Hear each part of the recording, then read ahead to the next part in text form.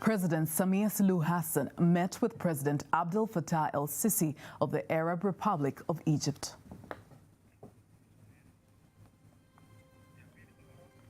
Precision Air accident report to be released in 14 days.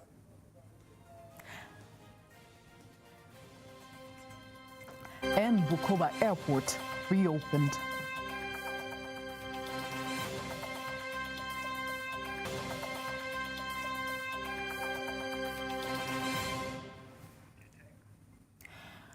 Good evening, I am Faida Ngaga. You can also follow us live through our Instagram. You can also follow us live via our YouTube channel, TBC Online. Also get all the latest updates through our Instagram, Facebook, and Twitter pages at TBC Online.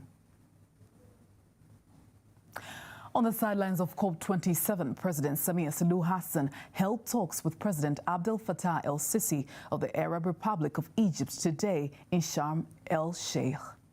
The leaders discussed ongoing construction of the Julius Nyerere hydropower plant, JNHPP, being built by Egyptian contractors, and expressed satisfaction with the progress of the project, which is 77% complete, and agreed to deepen the close ties between Tanzania and Egypt. President Samia informed her Egyptian counterpart that Tanzania was making preparations to fill the reservoir of the giant dam with water. On his part, President el-Sisi promised to send a strong delegation to Tanzania to witness the milestone. The two heads of state reaffirmed the importance of ensuring that the quality of construction work on the 2,115-megawatt project will not be compromised, even for the sake of meeting project completion deadlines. They instructed teams of experts from both countries to work closer together to address challenges as they arise in the construction of the mega hydropower plant.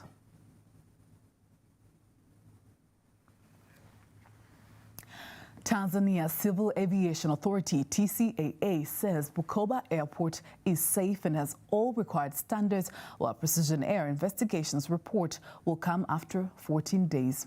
While briefing the press following Precision Air ATR 42-500 crash on Sunday, November 6, 2022, TCAA Director General Hamza Johari says misinformation from unauthorized sources may lead to confusion among citizens. Alpha Wawa reports.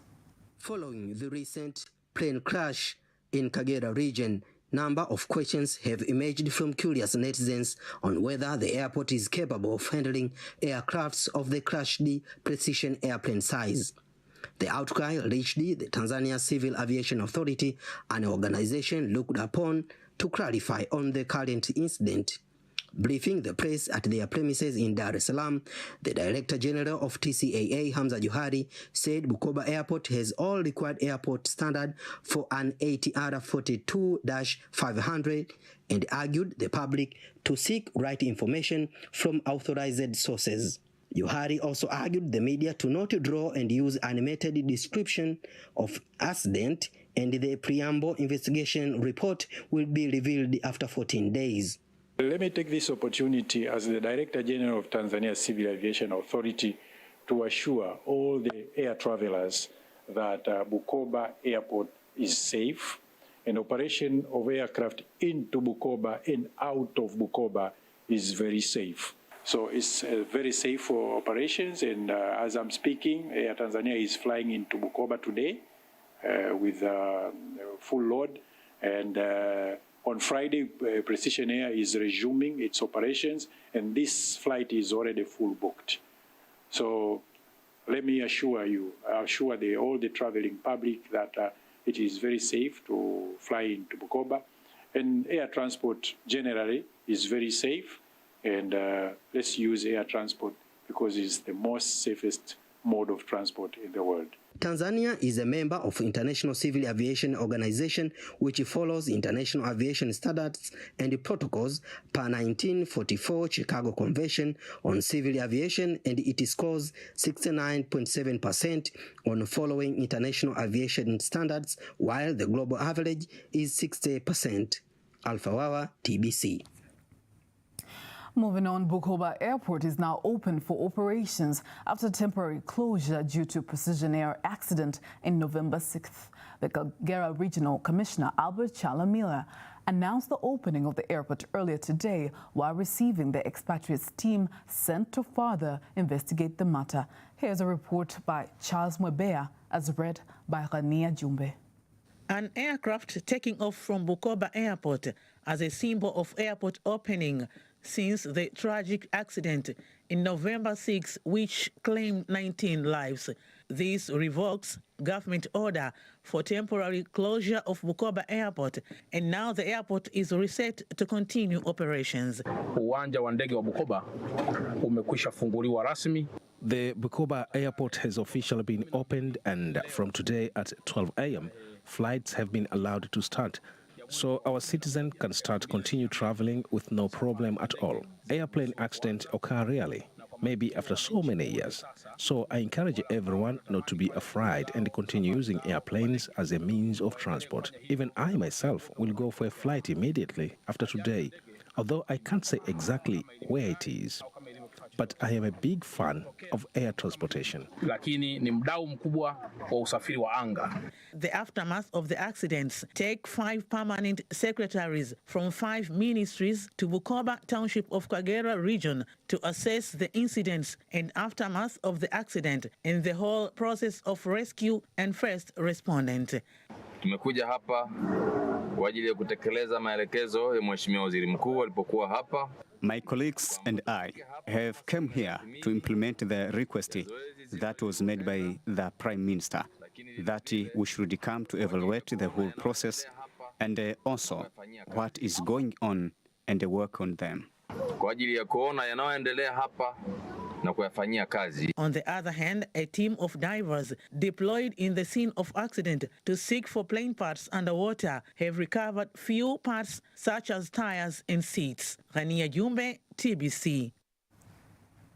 In other news, Tanzania and the Democratic Republic of Congo have signed an agreement to improve joint transport infrastructure through Central Corridor in order to facilitate and strengthen trade between the two countries.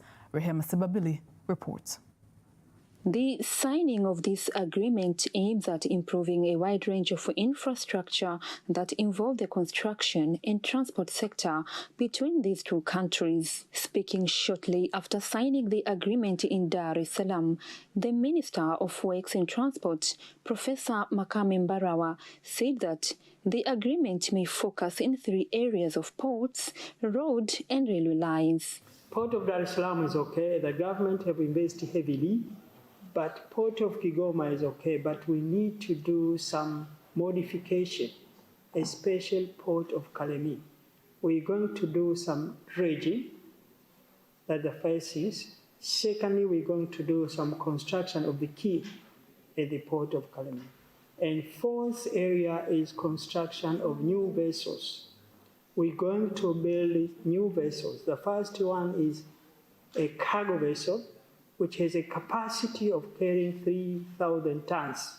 The Congolese Minister of Transport, Alexis Muvunyi, said that Congo is ready in the implementation of this project through the public-private partnership. In area of roads, area of railways, area of ports. And this program is to reinforce our commercial exchange for our people. The agreement is subsequent to the recent visit to Tanzania by Congolese President Felix Tshisekedi, which, among other things, aimed at strengthening the economic ties of the two neighboring countries. Reporting from Dar es Salaam, Rehema Sebabili, TBC. Moving on, the government has outlined effective strategies to protect the frontliner health workers set to care for patients who will be found to have Ebola. Zuhura Ali reports. More than 3,000 health workers gather in Dar es Salaam for a World Health Organization capacity building seminar to equip them with necessary skills in fighting against Ebola. During the session, the Minister of Health, Umi Mwalimu, said the government has set strategies to protect frontline health workers set to care for Ebola patients if found. In order to protect lives, we need to make sure those who are going to provide that services are well trained, they have the knowledge, skills, and equipment to provide the services to Ebola patients. So far, we don't have any cases of Ebola in Tanzania, but we just want to prepare ourselves and be ready in case we get a patient here in Tanzania. Umi has called on citizens to continue precautions by avoiding unnecessary handshake and adhering to hygiene. Moreover, some leaders have pledged their readiness to care for Ebola patients. I want to thank the government leadership for this, which is contributing a lot towards saving lives, protecting people of Tanzania. We do value a lot the leadership which has allowed us as partners to come together to provide financial, technical resources. We are in this together. No one can do it alone. Under the overall leadership of the Minister of Health, we are happy to contribute towards this effort. Expecting to train more than 3,577 participants from different cadres in all aspects of Ebola virus disease screening, which means surveillance, but Ebola virus disease preventive measures, Ebola virus disease case management, NDIPC, risk communication and community engagement with the communities, the issues of logistics and operational support. So different aspects of Ebola virus disease prevention, care and treatment and support services. Since the Ebola disease outbreak in Uganda, September 20th this year, 41 deaths have been reported, out of which 18 were of health workers. Zuhura Ali, TBC. Thank you, Zuhura, for that report. Now, moving on to the water sector, 2 billion Tanzanian shillings has been set by the government for the construction of water tanks and water supply networks that will ease the shortage of water to more than 80,000 residents of the 5 ward of Maswa district in Simiyu region. Here's a report by Pascal Michael, read by Paul Alphonse. It is a site inspection tour by Maswa Urban Water Supply and Sanitation Authority Mawasa board members to ongoing water projects. During the tour, the executive director of Mawasa, Engineer Nandi Matias, said the fund received from the government will give access to clean water to more than 80,000 residents of Maswa ward in Simiyu region. Despite the issue of drought, we have a water tank that costs up to 1,100 million shillings, which we can basically use for the next 6 months. We thank President Samia for ensuring sufficient water supply in our Maswa district. The water supply system costs 1,476 million shillings. So in total, the constructions of the water project has a costs of up to 2,200 million shillings. And as I am speaking, the government under our President Samia Suluhu Hassan has already given us 200 million, and the construction has already begun. At the new solar dam, the board members said, despite drought, there is sufficient water reservoir for the next 6 months. Members of the board expressed their satisfaction of water project, which will erase water shortage crisis. We thank President Samia for ensuring sufficient water supply in our Maswa district. Before that, we were getting a little amount of water for a few hours, but now the available water tank will provide water for 24 hours on a daily basis. We are really grateful to the government. The vice chairman of Mawasa board says the water project will bring relief amidst of the existing water shortage issues in Malampaka, and expressed his satisfaction on the implementation process. Everyone is really satisfied, and this project gives us hope that will help us here in Malampaka, and Mawasa will do its job to supply water. The board also visited Jashimba water extraction facilities, Hinduki water dam, Zanzui, Malampaka, and the construction of the Mawasa office. Fire events in the Njombe region have burned down more than 100,000 hectares of forests over a period of 3 years, causing a loss of more than 400 billion shillings, threatening forestry sector investment and the economy. More information by Tatu Abdullah. Leaders, government officials and stakeholders joined together on a working session aiming to find solutions on how to combat wildfire and its impact on environment and economy. The session chair, Njombe Regional Commissioner Anthony Mtaka, said the bushfires have caused the uncertainty to financial institutions to hesitate lending support to farmers and investors of forest products. Lazima wawekezaji wa misitu ndani ya mkoa huu wawe na imani kwamba huu ni mkoa sahihi wa kuwekeza. It is a must for investors in forestry to trust that this is the right region to invest in. No bank will give you funds if you keep on burning trees. Another concern raised is the uncontrolled incidents might cause drying of water sources. There is a need to educate the society about the negative effect of burning trees. I am calling upon all leaders to monitor the resources that God has blessed us with and let us use the resources well.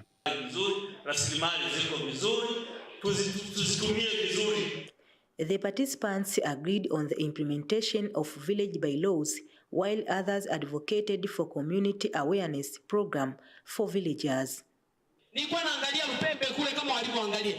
I was looking at Lupembe when fire starts. Everybody stops what they're doing and they collaborate to stop it. All of us should agree on one thing. Agree on stopping regular burning.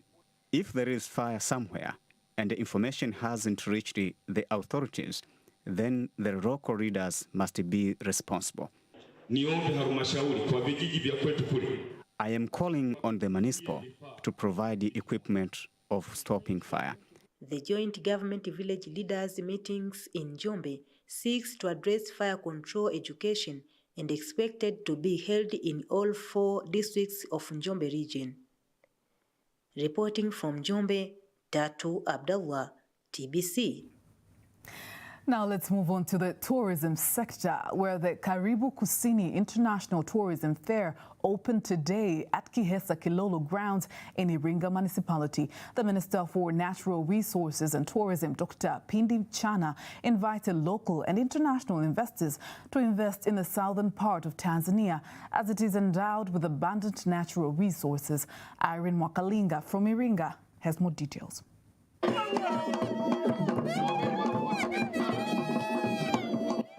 The magnificent Southern Circuit tourism. The actions depicted the richness of the natural resources that are found in the southern part of Tanzania. The Minister of Natural Resources and Tourism, Dr. Pindi Chana, assured the investors that the government is doing everything to attract the stakeholders so as to feel comfortable and run their business peacefully.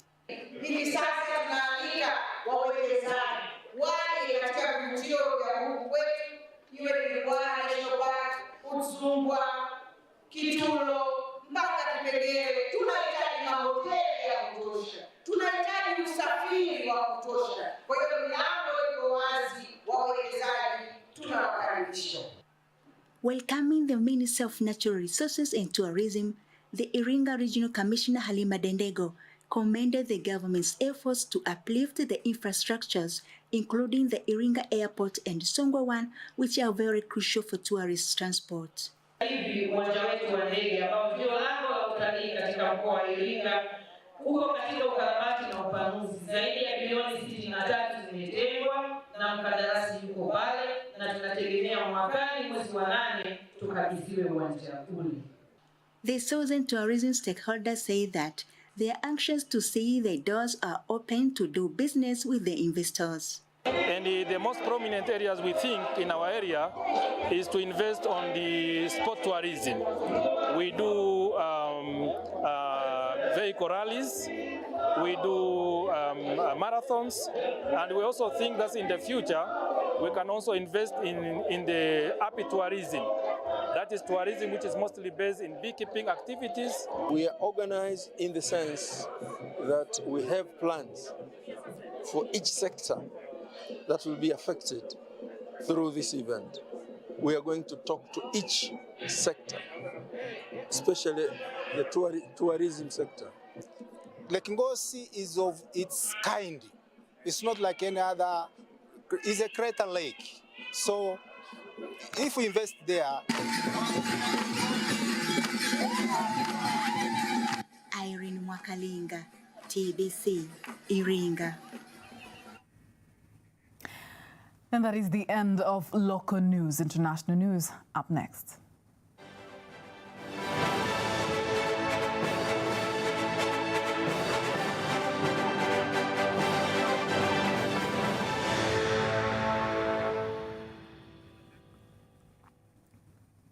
Here is international news with Nyambona Masamba. Nyambona Masamba bringing to you international news. We are taking off from Africa. In the Democratic Republic of Congo, DRC, 9 people have been killed in an attack in northern east of Beni. A rebel group called Allied Democratic Forces is being blamed for the violence on Tuesday night. It comes as the government raised its fight against another rebel group, M23. The Congolese military is using fighter jets to attack helicopters to target M23 rebels.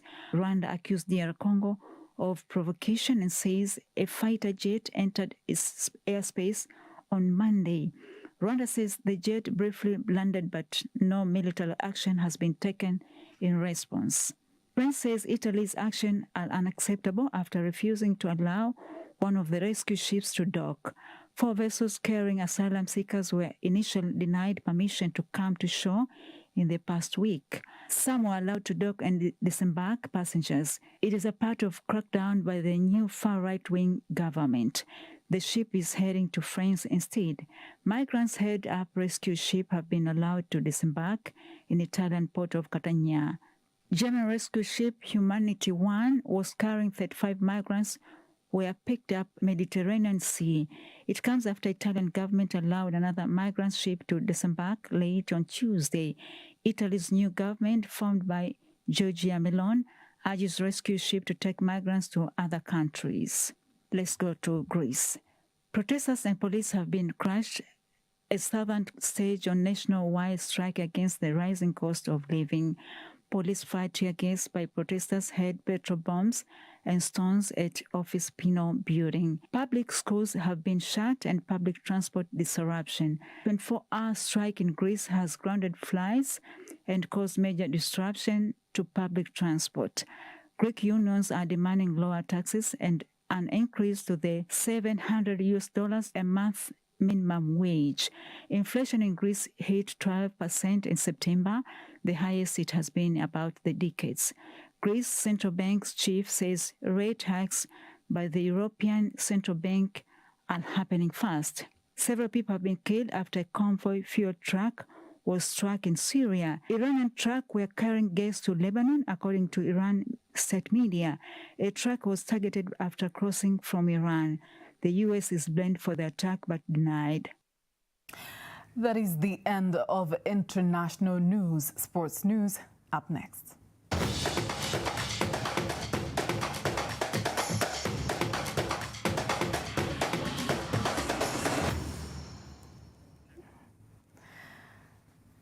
Here's sports news by Malio Cheto.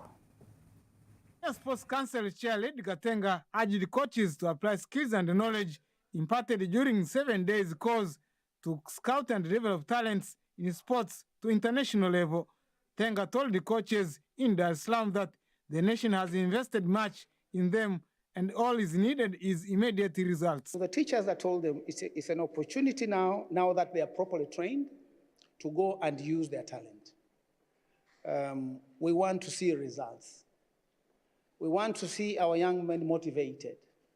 Students with talents were called to find chances into special sports schools to enhance focus in sports and education, an argument supported by coach. To the youth is once again to remind them of the opportunity that there is in sports. We are not saying they should not go to school, not at all. But what we are saying is, as you go to school, participate in sports. That's what we're saying.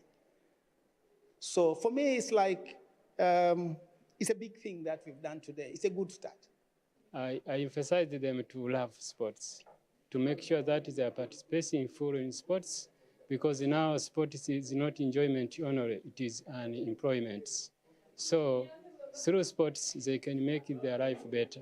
57 coaches from 26 regions attended the course, and they will be responsible to scout and develop talents in 56 special sports schools set by government. The upcoming boxers in the country have been urged to showcase their talents in non-titles contests in the boxing derby as a way of getting chances in international fight. Speaking after the health test of boxers held in Dar es Salaam, fight coordinator Bakari Hatibu said the local fight match is the gateway to international bout for youth.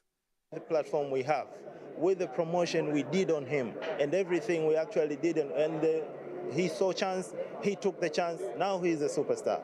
So to these coming boxers, we encourage them to showcase their talent, to give 100% of their capacity, so that people sees what you're doing. So take this platform, take this moment, take this chance seriously, and deliver what you have.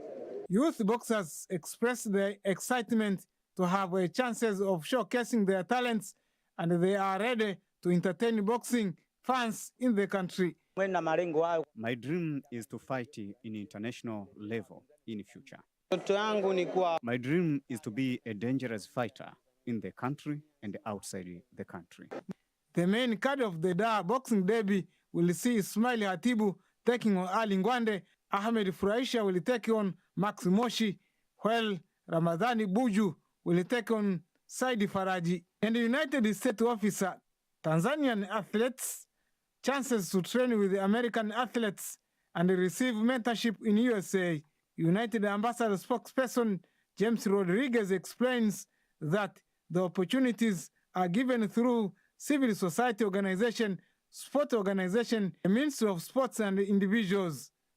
The first one is the Sports Envoy program, and that's when we bring an athlete from the United States to different countries so they can get a tour of the country and work with athletes in said country. For example, in Tanzania, we had Alex Morgan, yes, and they ran clinics, worked with kids, worked with coaches, and that was the idea behind the Sports Envoy. We share our passion and knowledge of certain sports with the local community. Mr. Rodriguez adds that it is a time for Tanzania to focus on how to get the national team to the next World Cup. Let's focus on our national team. Let's get the national team into the next World Cup.